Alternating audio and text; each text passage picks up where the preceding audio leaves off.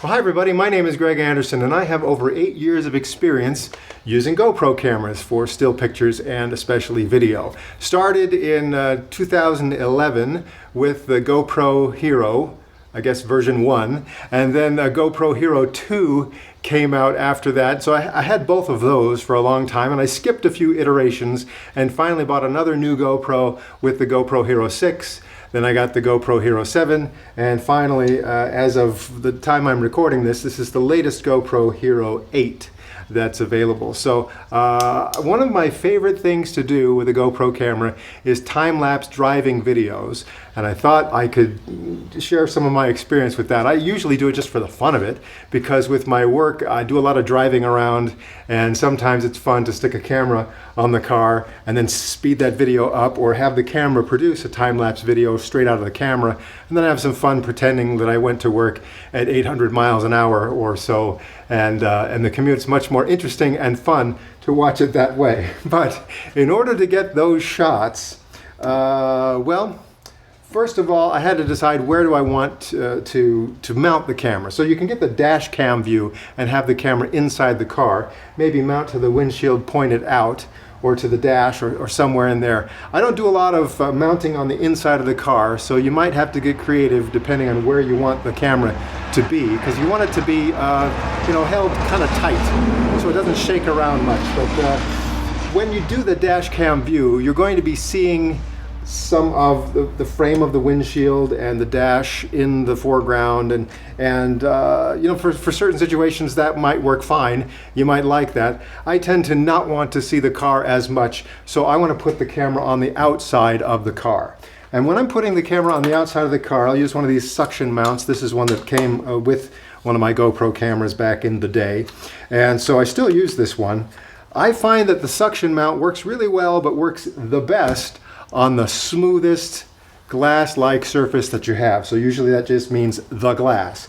Even if you think you're taking really good care of your car, you wash it and wax it, and the finish feels really smooth, it'll oxidize, and there'll just be little imperfections in that finish that will allow the air to kind of leak back in if you've got this set for a suction. So it's going to seem pretty solid now, but after a few minutes of driving around and shaking around, air is going to leak in there, and it has more of a tendency to lose suction and fall off when it's on paint as opposed to glass. That's my experience. And that's why I like to use some sort of tether. So this is a strap, a piece of string, whatever you need, and then I can tie this to the mount so that if it comes off, this is going to hold it, and then I can tie this around like a windshield wiper, or sometimes I string this through the window, so if it's up here, then if it falls off, it's only going to drop like that. It's not going to drop completely onto the ground.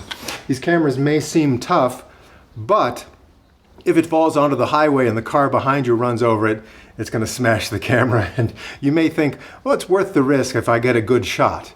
The trouble is, if this camera gets smashed on the highway at 60 miles an hour or better, it's gonna break into lots of little pieces, and you may never find the memory card anyway. So I suggest just simplify it. Use some sort of a tether, and then if this fails, you'll be fine. I know people use these on airplanes and stuff, and they say, "Oh, this is good for 100 miles an hour." Like, well, okay, but I'm going to go for the tether, and this has saved me several times already. So when I decide I'm going to mount to the window, this is kind of one of my favorite places to mount, because quite frankly, it's simple, it's easy. It's right near me, and like I said, I'm usually doing this for fun. Now, what I'm going to see when I do this is maybe see the front of the car in the bottom of the frame. So I want to aim the camera accordingly so that that is framed in such a way that I don't mind. Now, it might look better if I put it over here at the middle of the windshield.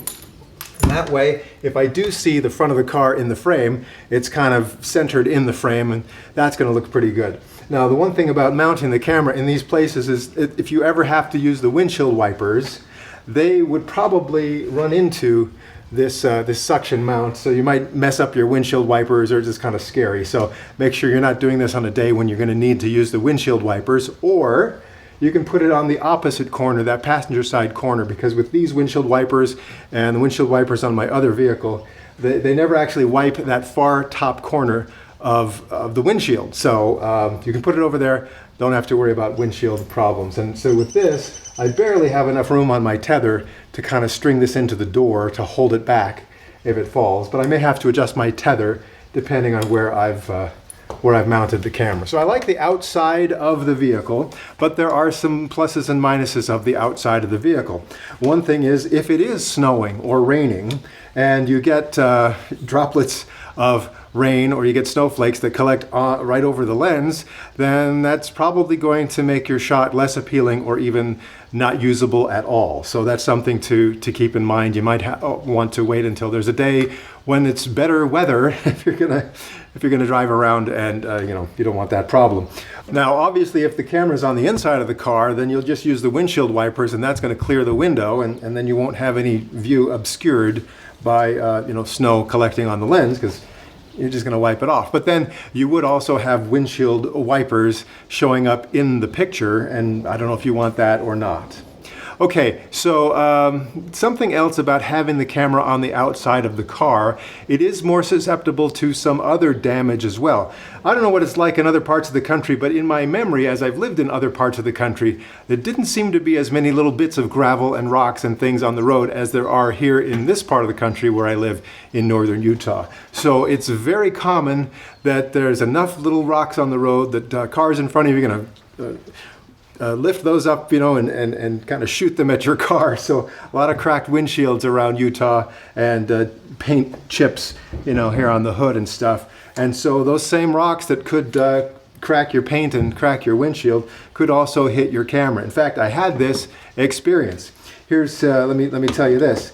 You could, instead of using the suction mount, maybe you want to use the little adhesive mounts that come with the GoPro camera, and you can buy them from GoPro and from third parties. So these are fine, but it's a very strong adhesive, and I haven't quite decided where I would like one of those things to kind of be semi-permanently mounted to the outside of my car. So I haven't done it. I don't know if you were to put it right over the paint in some painted part of the car, if it would be difficult or not to remove that adhesive piece and get all the adhesive off and make it look like there was never anything there. So I tend to, like I said, I don't have a lot of experience. I haven't tried those much, but I tend to think that once you mount something with the adhesive, you're going to want to leave it there all the time. So I actually do some work for one of the TV stations in Salt Lake City, and they have some of the vehicles that I would use while I'm working with them, where they have put these little adhesive GoPro mounts on the outside of the car, maybe here on the rear view side view mirror, or on the front of the car on the hood, or on the front bumper. So here's a shot that I did with the camera mounted to right at the bottom of the grill on the front bumper with one of those adhesive GoPro mounts.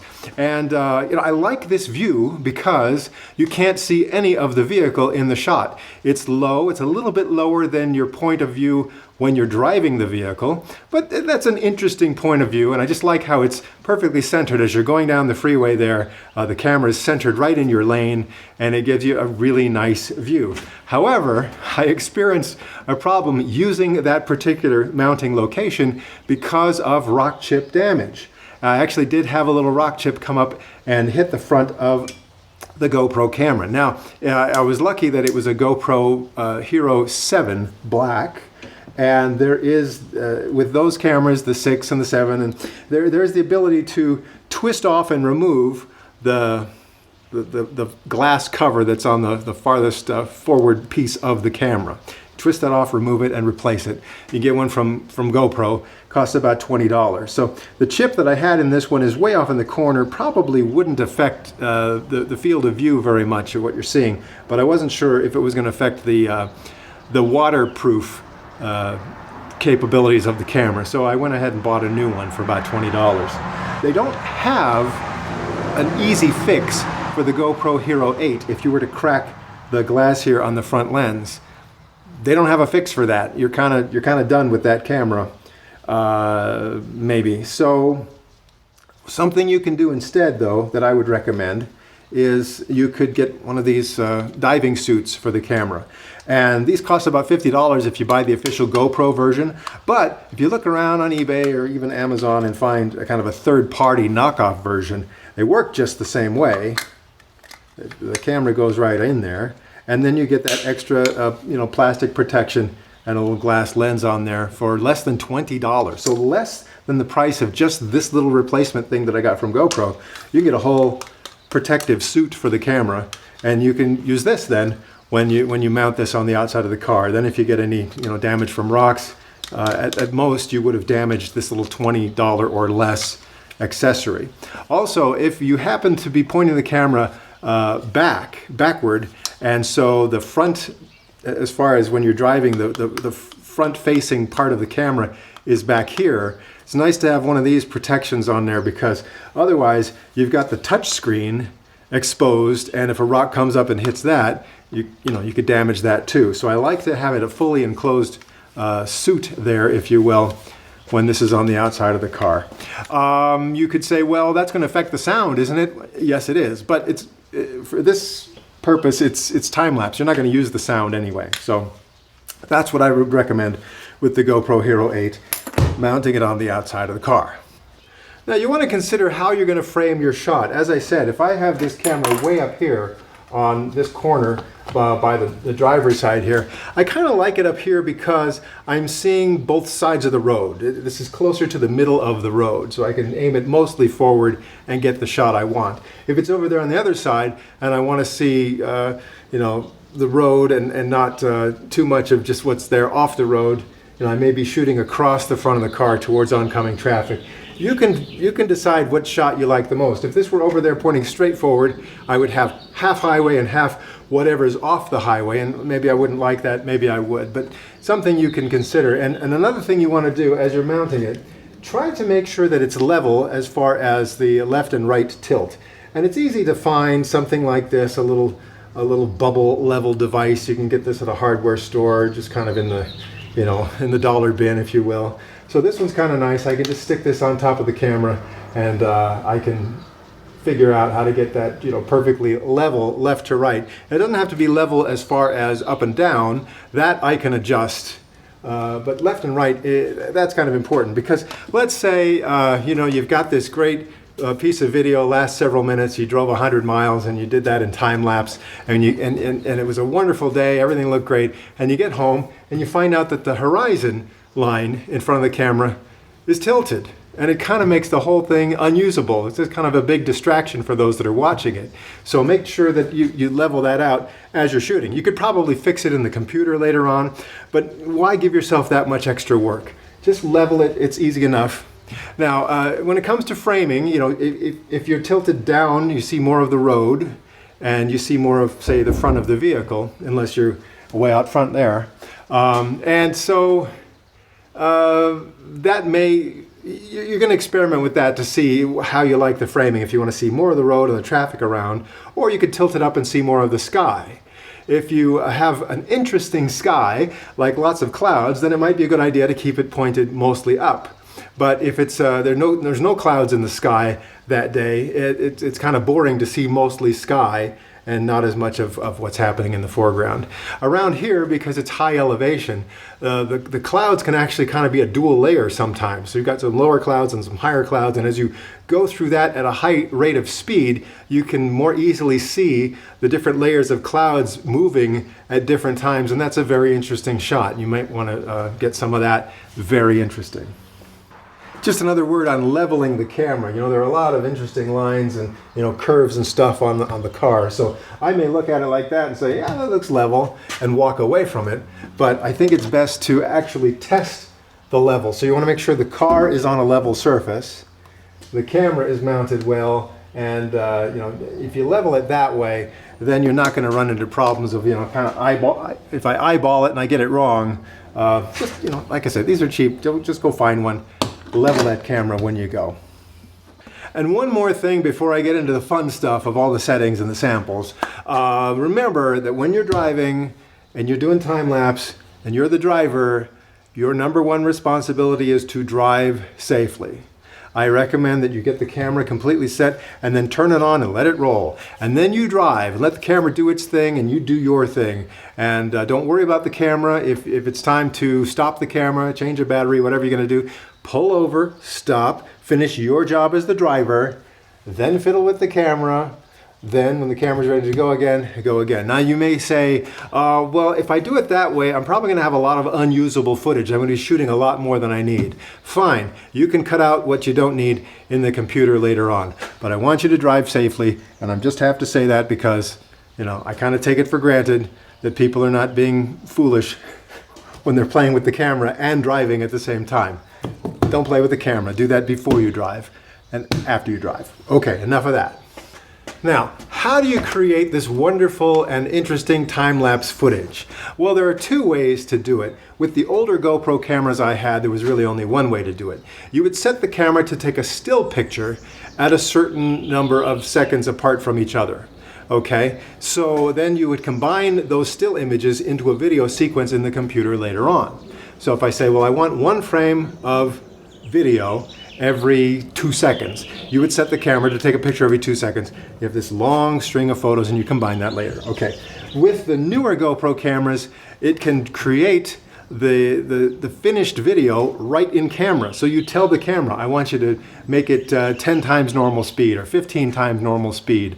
Or you can actually, in some of the modes, you can program it by how many frames you want, how many seconds per frame. And then, you know, you just press go, you go drive around. When you're done, you stop it, and the camera creates a finished piece of MPEG video that you can just watch, and it's already done. I tend to prefer that because it turns out okay. If you do it with the still pictures that you have to work with in the computer later on, yes, you will get some more control. You'll probably want to do that if you like to enhance the pictures and do all kinds of post-processing on the photography. But that's an awful lot of work. And so do that if you want to. But I'm telling you, if the camera puts out the finished video, it really looks okay. The automatic settings really do look pretty good on this, and I've had some fun with that. Of course, you may decide as you get going that you want more control, and you will adjust your methods accordingly. If you did do the method where you are creating a series of still pictures that you will combine later on, this will probably give you the option of reframing the shot. And so, like with this camera, when you take still pictures, it's the 4:3 aspect ratio instead of that wider 16:9 aspect ratio. But what that really means is you've got extra room above and below the video frame. So if you wanted to, you could kind of shift the picture up or down, depending on how you want to do that, if you didn't think it was perfectly framed up the way you wanted it when you took those still pictures. So that is one advantage of doing the still picture thing. And like I said, other advantages is if you want to do some more precise control of exposure and some of the photographic stuff. The GoPro owner's manual, if you ever stop to read that, I know that these things are so user-friendly that you probably never even bothered to read the manual. You just fiddle with it and play with it until you figure things out. But if you do read the manual, they have some recommendations. And they recommend that if you're doing time-lapse while driving, you might want to have it be double speed or maybe up to, 5 times speed, I think is maybe what they recommend. Somewhere between 2 and 5 times normal speed when you play it back. I find that that's not quite as fast as I want it to look, so I prefer something more like 10 or 15 times normal speed, and those are the settings that I really enjoy. Anything more than that, I think it moves too fast, especially if I'm driving like at freeway speeds. So if I were to tell it to do 1 frame every second, and I played that back at 30 frames per second, well, then that means, my finished video will be 30 times normal speed. And if I'm going 60 miles an hour, and then I make that video go 30 times normal speed, what am I up to, 1,800 miles an hour in the final, finished playback. And to me, that's just too fast. You start to lose all the detail there. So that's, now you've got, I forgot to tell you, when you make the the time-lapse video with the older GoPro cameras, one of the options you could have done instead of the series of still pictures is you could just shoot the video at normal speed and then speed it up in the computer later. Have a finished video file and then just increase that speed with your editing software. So that's an option as well. And I guess that's good because you can then experiment. You can take that normal video and say, well, what would it look like if it were double speed or 5 times speed or 10 times speed? And you get all of those options if you started with a normal piece of video. But once you've discovered the speed that you like, I think shooting at normal speed and speeding it up later just gives you too much work to do. So simplify it. I've settled on 10 times or 15 times normal speed. That's what I like. So I just have the camera do it. And when it's done, I just watch it.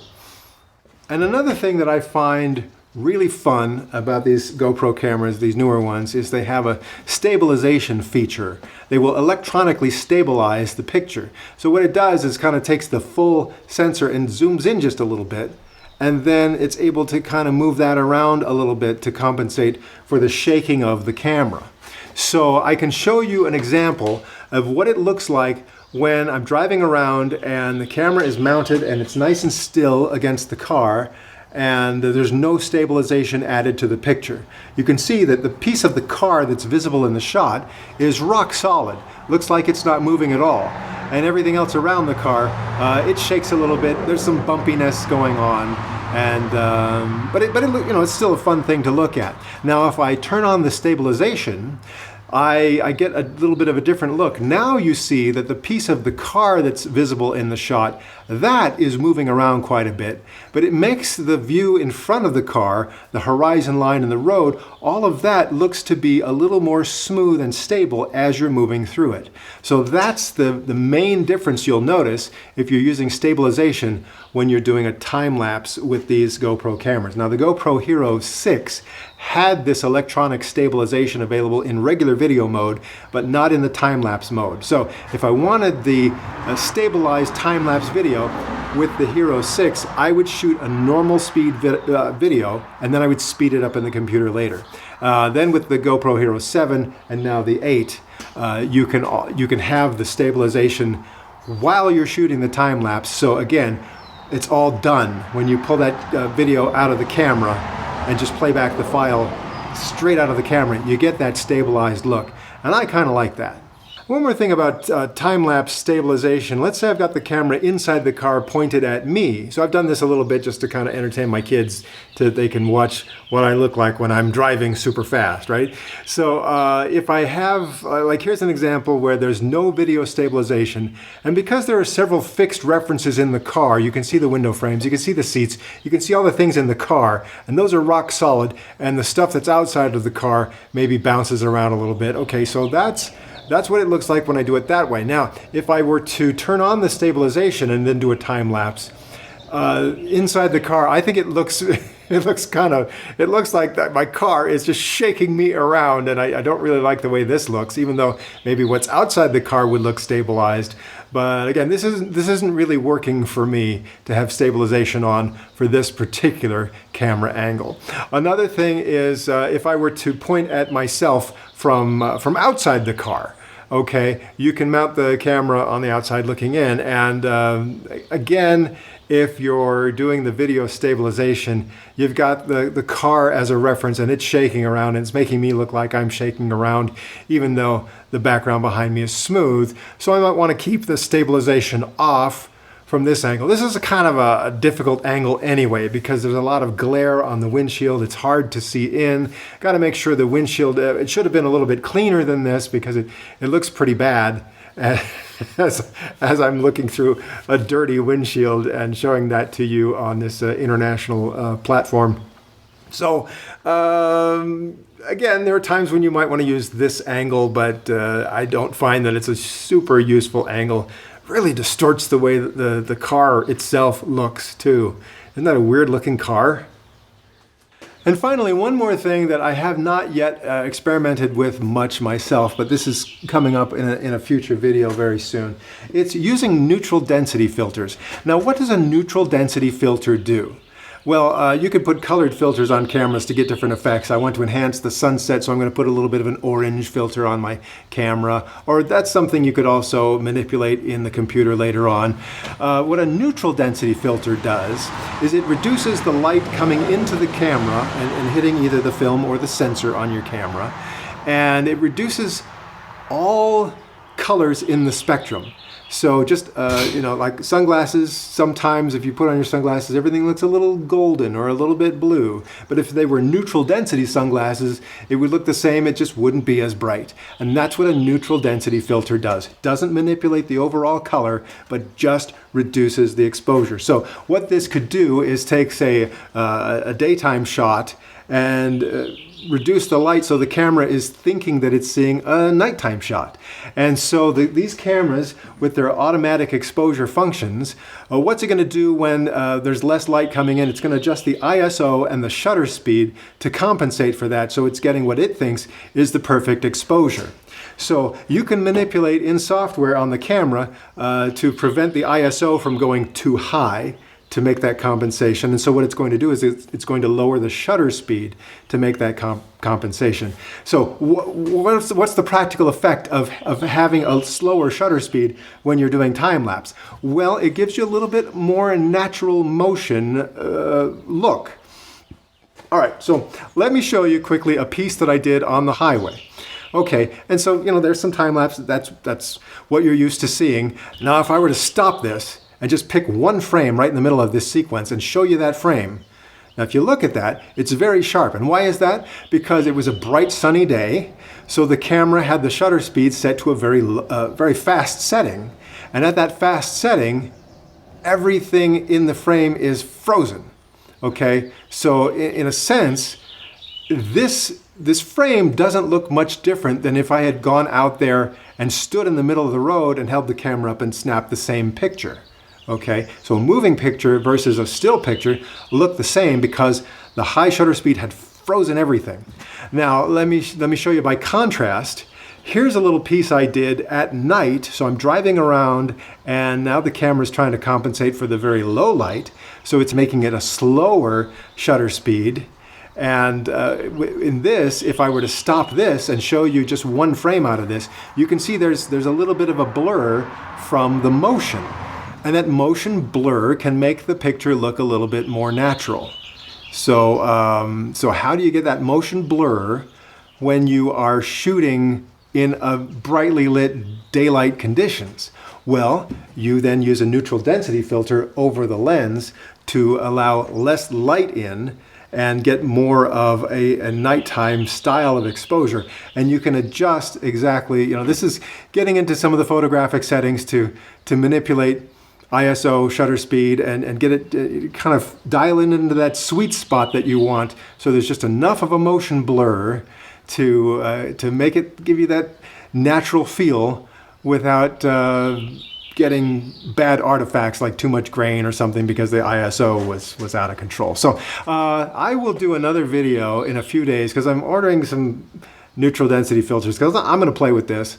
I'll make another video and I'll show you the results of how you can use neutral density filters yourself to get and just see the difference between using them and not using them in your time-lapse video. I was going to say that if you use neutral density filters versus not using neutral density filters on your outdoor brightly lit situations, the difference could be night and day. Oh, that's bad. Okay, so I'm done. I'm going to make another video after I do some experiments, and we can learn together. If you have any questions, let's interact a little bit, and let's have some fun doing some fun videos with our time-lapse.